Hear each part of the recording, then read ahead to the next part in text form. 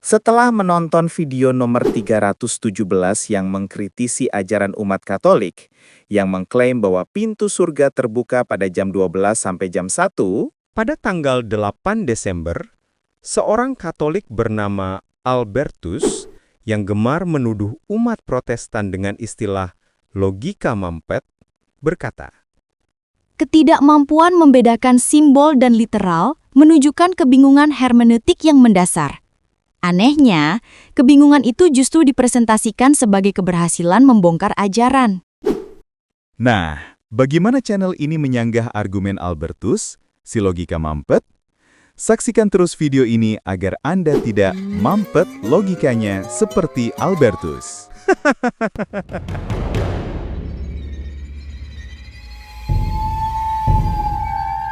Ini jawaban saya, yaitu bukan channel ini yang kebingungan, tetapi ajaran Katolik yang dipersepsikan double standard oleh umat Katolik sendiri karena ajaran terbukanya pintu surga pada waktu dan jam tertentu berkembang dari hasil pemujaan kepada Maria yang berlebihan dari tradisi-tradisi yang dikembangkan secara pribadi, bukan ajaran resmi gereja.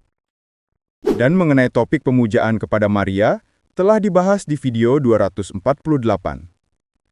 Oleh karena itu, saat dikritik, si Albertus membela, itu cuma simbol, bukan literal.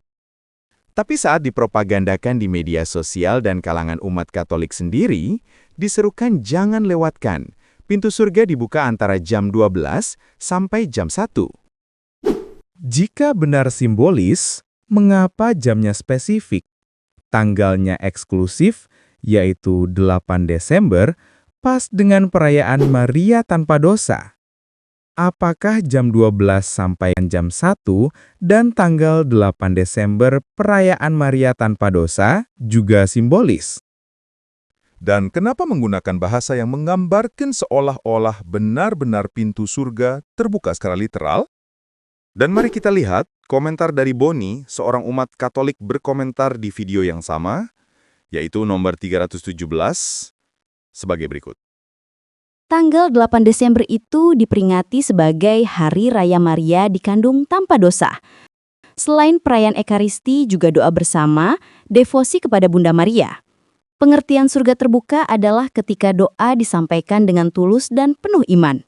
Jam 12 sampai jam 1 waktu setempat adalah momen doa. Dan tentu saja surga terbuka. Nah, pertanyaannya adalah, apakah komentar si Boni itu menyiratkan bahwa surga terbuka di jam dan waktu tersebut adalah sebuah simbol? Maaf, tidak. Si Boni yakin seyakin-yakinnya bahwa surga terbuka di jam dan waktu tersebut sama dengan keyakinannya Gereja Katolik Roma dibangun di atas Rasul Petrus sebagai batu karangnya.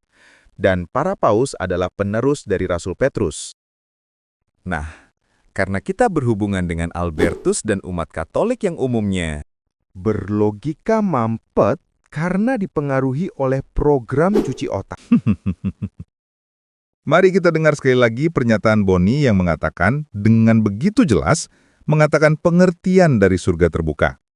Pengertian surga terbuka adalah ketika doa disampaikan dengan tulus dan penuh iman. Jam 12 sampai jam 1 waktu setempat adalah momen doa. Dan tentu saja surga terbuka. Jika pernyataan Boni itu kurang meyakinkan, mari perhatikan, ada Protestan yang bertanya kepada Boni pertanyaannya berikut ini. Ini jam 12 siang waktu Roma, waktu Yerusalem, atau waktu Indonesia Barat, Tengah, atau Timur ini, Pak? Kan penting sekali ini, harus jelas ya. Dan dijawab oleh Boni sebagai berikut. Tentunya saja waktu Vatikan Roma, Italia. Kalau kau berdoa dengan tulus dan penuh iman, maka surga pun terbuka. Itu maksudnya. Dan perhatikan saat ada umat Protestan lainnya bertanya kepada si Boni pertanyaan berikut ini. Boni, memang yang menyaksikan pintu surga terbuka tanggal 8 Desember pukul 12 sampai pukul 1 siapa? Dijawab oleh Boni. Siapa yang melihat? Tentunya umat yang hadir dan percaya. Nah, penjelasan Boni itu literal atau simbolis? Coba jawab. Jadi, dari pernyataan dari Boni, kita bisa simpulkan bahwa ia, sebagai umat Katolik, percaya bahwa surga terbuka pada jam 12 sampai jam 1 pada tanggal 8 Desember secara literal, bukan simbol seperti yang dikatakan oleh Albertus. Mungkin di channel lain, Albertus bisa mendebarkan hoaks, tetapi tidak di channel ini. Anda harus stop tipu-tipu. Sungguh memalukan. Mengaku sebagai Katolik, tetapi soal tipu-menipu mah jalan terus. Jadi dalam hal ini, jelas yang berlogika mampet adalah Albertus yang sedang berupaya sekuat tenaga membela ajaran yang salah Dari channel umat Katolik. Nah, entah ajaran pintu surga terbuka dipahami oleh sebagian Katolik secara literal, atau kemudian dirasionalisasikan itu hanya simbol. Tetapi orang Kristen tetap telah diperingatkan dengan sangat jelas oleh Rasul Paulus. Karena akan datang waktunya, orang tidak dapat lagi menerima ajaran sehat, tetapi mereka akan mengumpulkan guru-guru menurut kehendaknya untuk memuaskan keinginan telinganya. Mereka akan memalingkan telinganya dari kebenaran dan membukanya bagi dongeng. Kata dongeng di sini tidak dibatasi apakah disampaikan literal, yaitu surga benar-benar buka jam sekian, atau dibungkus secara simbolik. Intinya, bukan bentuknya, tetapi fungsinya.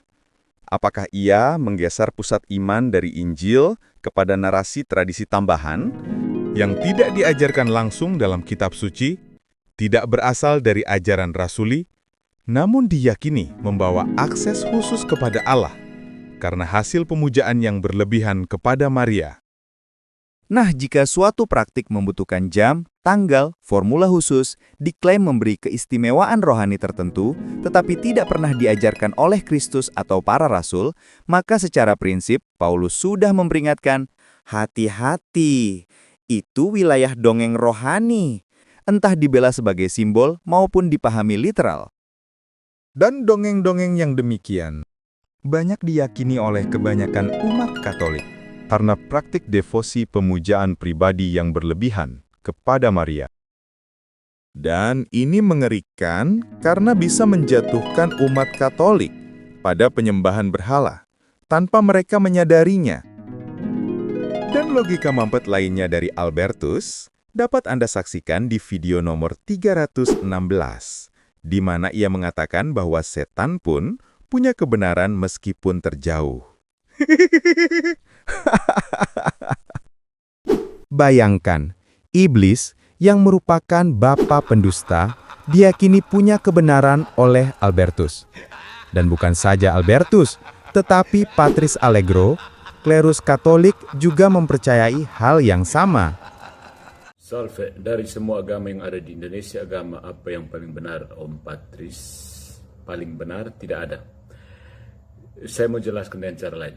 Di seluruh dunia, seluruh agama yang ada di seluruh dunia, keutuhan kebenaran itu ada dalam gereja Katolik, langsung diikuti oleh Ortodoks. Sesudah itu yang lain-lain menyusul. Yang paling terakhir itu satanisme. Sudah cukup. Padahal Kristus berkata, Iblis tidak hidup dalam kebenaran, sebab di dalam dia tidak ada kebenaran. Apabila ia berkata dusta, ia berkata atas kehendaknya sendiri, sebab ia adalah pendusta dan bapa segala dusta. tetapi sayangnya umat dan klerus Katolik mengatakan perkataan yang bertentangan dengan pernyataan Kristus sendiri. Dan bahkan gereja Roma sendiri tidak mengajarkan demikian. Tetapi sangat disayangkan jika gereja Roma membiarkan klerusnya mengajarkan kesesatan. Mengakhiri video ini, saya ingin menyampaikan sebuah video dari Patris Allegro berikut ini. Kalau nggak bahas Protestan, nggak makan pasti. Masalahnya itu Protestan jauh lebih berbahaya untuk orang Katolik. Karena apa? Mirip sekali dengan Katolik. Jadi orang Katolik pasti gampang tertipu. Apalagi kamu datang dan menjelek-jelekan gereja Katolik. Siapa yang bertanggung jawab menjelaskan bahwa Protestan itu sebenarnya bidat, tidak usah pusing, peduli dan mereka koar-koar di situ. Itu hanya orang Katolik saja. Jadi orang Katolik bertanggung jawab membentengi diri dari hoaks Protestan. Sorry. Di dalam video tersebut, Patrice Allegro merasa dirinya bagaikan pendekar pembela iman Katolik yang membentengi iman umatnya. Padahal, tanpa Allegro sadari, alih-alih menjadi pahlawan iman, Allegro malahan menjadi perusak iman Katolik sendiri. Bagaimana kita tahu? Sederhana. Di menit sebelumnya, kita telah mendengar ujaran Allegro sendiri, yaitu Satanisme memiliki kebenaran meskipun di urutan terakhir. Apa yang disampaikan Allegro bertentangan dengan Kristus dan ajaran gereja Katolik sendiri yang diwakilinya. Tetapi sayangnya, karena umumnya umat Katolik adalah orang-orang yang tulus tetapi lugu, dan karena dikondisikan agar tidak berpikir kritis dan tidak boleh mengkritisi pemimpinnya, tetapi hanya taat dan tunduk pada hierarki, maka dengan bebas Allegro telah menyesatkan dan membodohi umatnya sendiri. Dan jika Anda seorang Protestan, tolong share video ini ke grup-grup WhatsApp Agar saudara seiman bisa terhindar dari ajaran mitos dan dongeng yang dihembuskan oleh channel-channel umat Katolik dan klerus-klerusnya, karena ajaran yang mereka bawa bisa membawa kita ke neraka dan pembodohan tanpa kita menyadarinya. Dan saya mengucapkan Selamat Natal. Tuhan Yesus memberkati kita semua. Amin.